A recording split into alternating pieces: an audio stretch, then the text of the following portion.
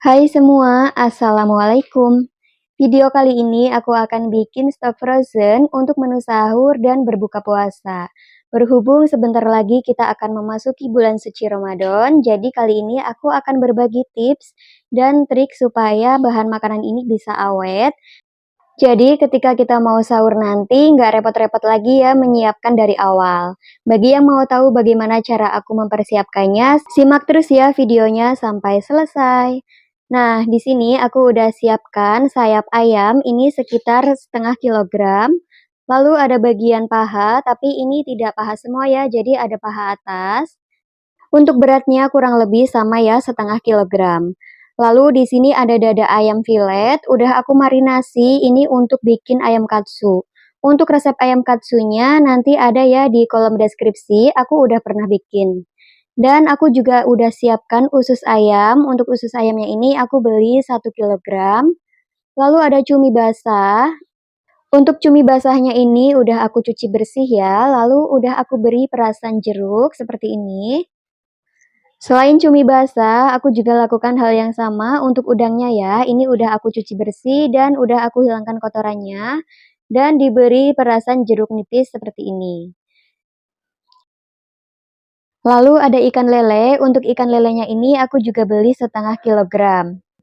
Dan ini juga ada ati ampela, untuk ati ampelanya pilih yang masih fresh dan warnanya masih merah seperti ini ya. Karena kita akan bikin untuk frozen.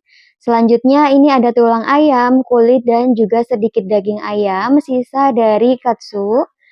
Ini aku akan biarkan aja seperti itu, lalu ada tahu dan juga tempe. Nah ini untuk cuminya, aku akan langsung taruh aja ya di dalam freezer, sama juga dengan udangnya, karena cumi dan juga udang ini masaknya itu simpel banget, cepet, jadi nggak perlu diolah. Oke lanjut, untuk ayam katsunya, ini udah aku marinasi menggunakan bawang putih, lada, dan juga garam. Jadi ini aku akan simpan dulu di dalam kulkas. Kemudian untuk lelenya, ini aku hanya memakai bumbu marinasi aja ya. Nah untuk lele atau nila dan sejenis ikan-ikan yang lainnya, aku lebih suka menggunakan bumbu racik instan seperti ini. Selain mempersingkat waktu, ini juga udah enak ya menurut aku jika untuk ikan, rasanya nggak jauh beda sama bumbu yang kita racik sendiri. Nah ini tinggal diaduk-aduk aja sampai merata seperti ini. Tapi biasanya kalau lagi rajin aku juga pakai bumbu racikan sendiri ya seperti bawang, jahe, dan juga kunyit. Kali ini aku pakai bumbu racik aja. Kemudian ususnya ini udah aku cuci sampai bersih, lalu akan aku rebus ya. Untuk merebusnya ini aku berulang-ulang sampai 3 kali supaya benar-benar tidak bau. Jadi kalau mau masak usus ini harus benar-benar bersih dan tahu cara masaknya ya supaya nanti rasanya itu enak. Oke, ini aku akan beri air secukupnya aja, yang penting ususnya ini sampai terendam. Nah kalau udah, ini kita tinggal nyalakan aja apinya. Untuk rebusan yang pertama, airnya dibuang, kemudian dicuci lagi ya supaya benar-benar tidak bau. Kemudian diulangi lagi sampai 3 kali. Nah untuk ayamnya ini aku akan bikin ayam ungkep. Untuk bumbu ayam ungkepnya ini aku pakai bumbu racikan sendiri ya. Karena menurut aku kalau bikin ayam ungkep untuk jangka panjang atau lama, lebih enak menggunakan bumbu racikan sendiri seperti ini. Nah bumbunya ada bawang putih, bawang merah, kemiri, jahe, kunyit, dan juga ketumbar. Lalu nanti juga ada daun salam dan juga serai. Untuk lengkapnya nanti ada di kolom deskripsi ya. Oh ya, ini aku juga nanti akan tambahkan kelapa parut. Aku terinspirasi dari Mom Sherina Novianti. By the way, frozen food lauk ini aku juga requestan dari Mom Sherina Novianti. Terima kasih ya Mom udah request. Nah, untuk semua bumbu ini aku blender aja ya sampai halus seperti ini. Kemudian ini aku akan mulai rebus ayamnya. Yang pertama aku akan rebus dulu ya ayamnya. Aku siapkan air sampai mendidih, baru aku masukkan ayamnya. Nah, teknik seperti ini bagus banget ya kalau mau ungkep ayam karena darah yang mengalir itu tidak ada. Jadi darahnya itu dihentikan oleh rebusan air ini. Jadi ketika kita merebus ayam itu tidak bercampur dengan darah ayam ya. Nah, ini direbus aja sampai mendidih seperti ini, kemudian dicuci. Kalau udah dicuci bersih, ini lanjut aku akan masukkan bumbu ungkepan ayam. Tapi balik lagi ke selera masing-masing ya untuk cara memasak ayamnya. Kalau mau diungkep langsung beserta bumbunya dari awal juga boleh. Nah, selanjutnya ini diberi air secukupnya aja supaya nanti ayamnya tidak hancur.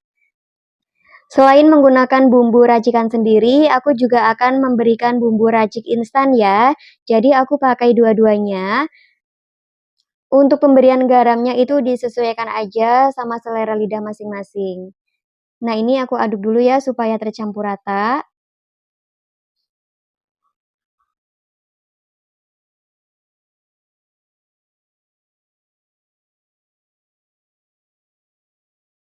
Selanjutnya ini aku beri bumbu racik ayam. Untuk bumbu racik ayamnya aku pakai setengah aja karena ini aku udah pakai bumbu yang aku racik sendiri.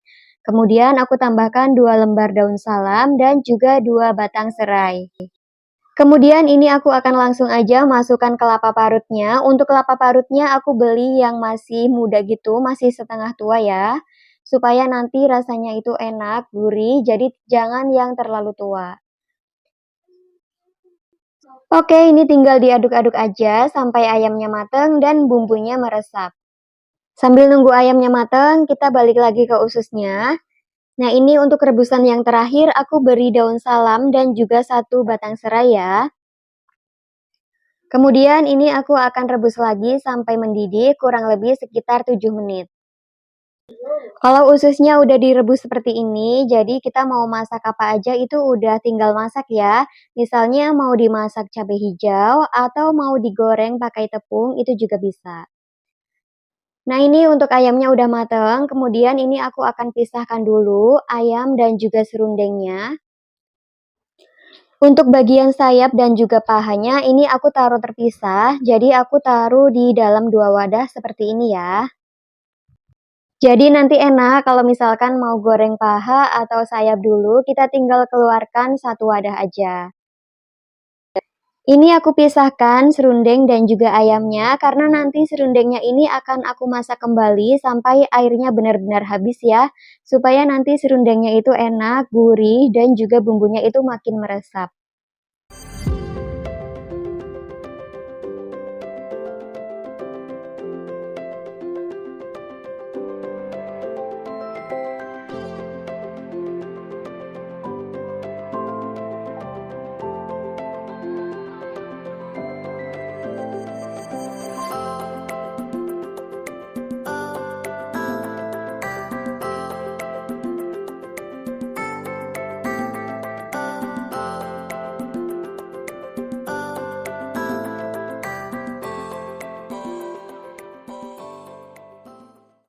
Oke, ini untuk ayam ungkepnya udah selesai semuanya aku sisihkan, kemudian aku akan lanjut ke ayam katsu.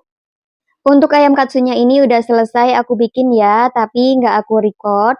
Aku udah pernah bikin ayam katsu sebelumnya. Untuk resepnya nanti aku akan cantumkan linknya ya di kolom deskripsi. Kalian bisa cek di situ. Ini itu resep ayam katsu ekonomis, jadi tidak menggunakan telur. Nah, untuk cara penyimpanannya gampang banget seperti ini. Ini kita letakkan aja ayam katsunya di dalam box atau tinwal. Untuk menyusunnya jangan ditumpuk ya, ini aku akan beri sekat menggunakan plastik yang aku gunting seperti ini. Kemudian ini aku akan letakkan kembali di atasnya. Jadi untuk masing-masing bagiannya ini aku lapisi menggunakan plastik ya, supaya tidak berdempetan dan tidak lengket satu sama lain. Karena kita akan menyetok ini dalam waktu yang lama, jadi harus hati-hati ya cara penyimpanannya. Takutnya nanti kalau udah di freezer lama itu akan beku dan menempel satu sama lain. Jadi ini aku antisipasi aja supaya lebih aman, aku menggunakan plastik seperti ini. Nah, caranya mudah banget ya, bisa kalian lihat di dalam video. Untuk ayam katsu sebanyak ini, aku hanya menggunakan setengah bagian dada ayam, jadi tidak ada setengah kilogram ya. Aku hanya memakai setengah bagian dada ayam aja. Oke, ini udah selesai seperti ini. Kemudian aku lanjut ke menu tempe. Ini tempenya aku akan potong-potong dulu ya. Untuk memotongnya ini opsional aja, tapi jangan terlalu tipis ya. Karena tempenya nanti juga akan aku olah setengah matang supaya awet. Dan ketika disimpan nanti, tempenya itu tidak menyatu kembali ya.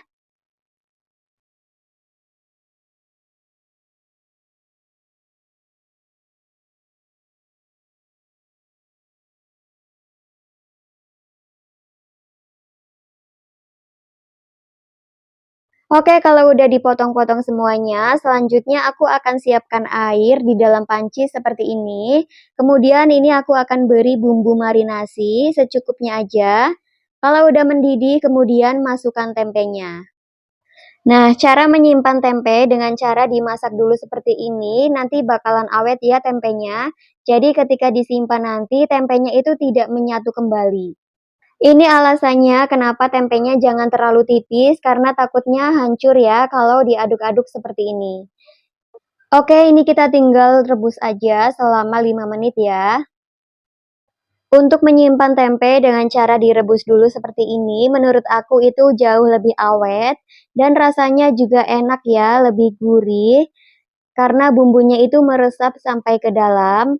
Dan ketika di dalam kulkas nanti, pada saat kita menyimpannya, tempenya itu tidak lengket kembali ya, satu sama lainnya.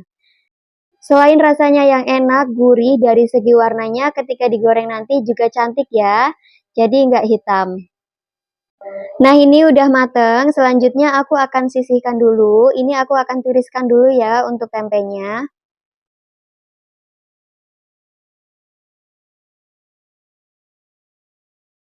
Kalau udah, lanjut kita ke menu tahu. Untuk tahunya sama aja seperti ayamnya ya. Ini aku sayat-sayat dulu. Untuk lama merebusnya juga sama, aku hanya sekitar 5 menit aja, jadi jangan terlalu lama ya. Oke, ini aku skip aja. Selanjutnya aku ke menu ati ampela. Untuk ati ampelanya, ini aku udah didihkan air, kemudian masukkan ati ampelanya. Untuk rebusan yang pertama ini, aku akan buang dulu airnya, kemudian dicuci bersih. Kalau untuk digoreng, bisa diungkep kembali menggunakan bumbu racik ya. Tapi jika ingin dimasak untuk dijadikan menu sambal goreng ati ampela, atau menu yang lainnya, hanya direbus seperti ini aja udah cukup. Sebenarnya pengen bikin menu-menu yang lainnya, tapi berhubung freezer aku itu kecil, jadi aku cukup segini aja dulu ya. Insya Allah nanti untuk menu daging dan lain-lainnya bisa menyusul ya. Nah ini kembali lagi ke ati ampelannya, kalau udah mendidih seperti ini kita tinggal cuci aja. Nah ini dia akhirnya selesai juga ya 10 menu lauk frozen food aku. Semoga menginspirasi kalian untuk menu sahur dan buka puasa nanti ya. Untuk tulang, kulit, dan sedikit dada ayam ini aku akan jadikan untuk sop aja, jadi nggak aku masak ya. Langsung aku freezerkan aja. Dan untuk serundengnya itu udah aku taruh di dalam box ya, jadi sewaktu-waktu aku mau tinggal digoreng. Oke, sekian dulu ya video aku kali ini. Terima kasih banyak yang udah menonton. Mohon maaf jika ada salah-salah kata. Jangan lupa di like, komen, dan subscribe ya. Semoga jumpa lagi di video selanjutnya.